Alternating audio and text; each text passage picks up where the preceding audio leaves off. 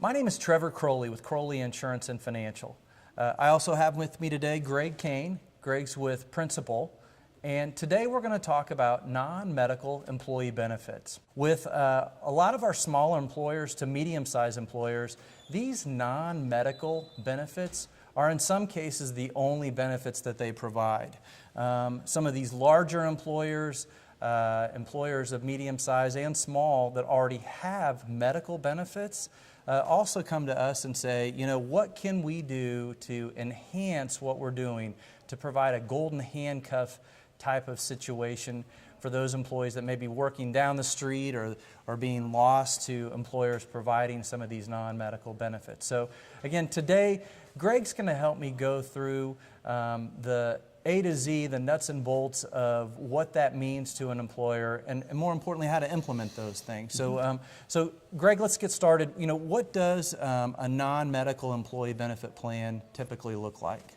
Yeah, I think there's two kind of categories of product driven by who pays for it. The first would be voluntary benefits, where the employee is paying the full portion of the premium, versus contributory, where the employer will pay some or all of that premium for the benefit. The core non-medical employee benefits would include dental, life, long and short-term disability, vision insurance, and accident and critical illness. Greg, you know, we've got a lot of employers that ask us questions. So what's the difference between providing some of these non-medical employee benefits as opposed to us just giving employees money to go out and buy their own? So, I mean, what are some of the things that you might take away with this? Yeah, there's several advantages. I think the first and foremost, it's probably, you know, buying in bulk. That non-employee benefit group product is going to be priced at a more competitive rate versus the individual market.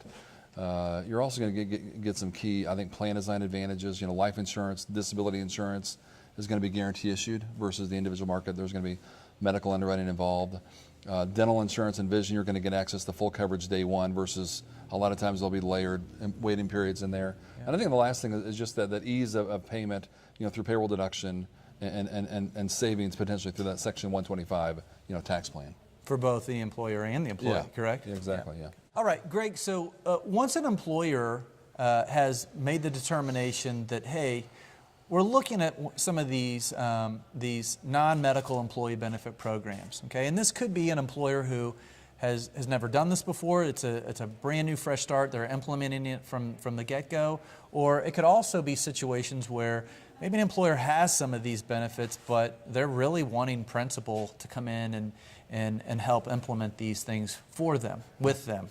You know, traditionally, it's sometimes these can be tricky, technical. Employees don't always understand sometimes what they need, how they need to do that. So, you know, you guys have done some different things in the marketplace. So maybe explain a little bit, you know, how you take a look at these types of scenarios. Yeah, and I think you know, we've created a fresh, innovative, new way to engage employees by personalizing their enrollment experience by using the principles of financial psychology and behavioral economics. We know that people process financial decisions differently. And so our benefit enrollment experience encourages productive decision making. It's easier, more effective, more intuitive, unique to each individual, personalized to align with the employee's preferences. And it helps that employee select the benefits that best meet their needs. In the past, when we've done enrollments with groups, new or old, you know, traditionally we've done the paper application route, and certainly there's nothing wrong with that. We still do that a lot today. However, you know, you guys have come up with some real innovative ways to kind of get around the old paper applications. It's maybe sometimes even a little bit easier to get out in front of employees who are in remote locations. Kind of maybe give us a little idea of what we're talking about with this. Yeah, great question, Trevor. I think today more than ever, I mean, employees, consumers are expecting, you know, a slick and easy Amazon-like experience. And we understand that, which is why making it easy for employees to enroll in their benefits online is key.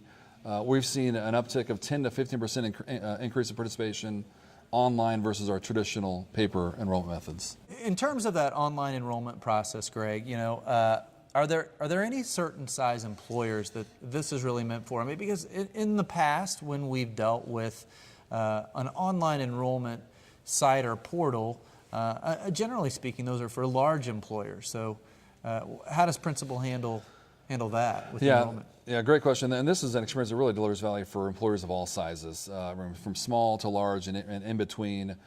We see it as a great solution for that small business owner because the tool provides an easy process for enrollment and education and really saves them valuable time. So, Greg, an employer's gone through this process from start to finish with Principal, and they've used that online process. Is there any fees involved with an employer using that online process and going through the enrollment in that fashion? There's no additional cost to use the online enrollment experience. It's just simply part of our standard, package to offer to implementation, enrollment, education for that employee benefit purchase. And that's good. Certainly, the other thing that we always get into is, as far as timing goes, kind of concluding with what we're talking about in terms of the process. How much advance notice should an employer expect to have in order to implement this program from kind of the start to finish that we've gone through? Yeah, well, we always recommend to have that enrollment experience open and then closed at least 3 to 4 weeks in advance of that effective date for coverage. Thank you, Greg, for taking the time to visit with us today regarding the non-medical employee benefit program.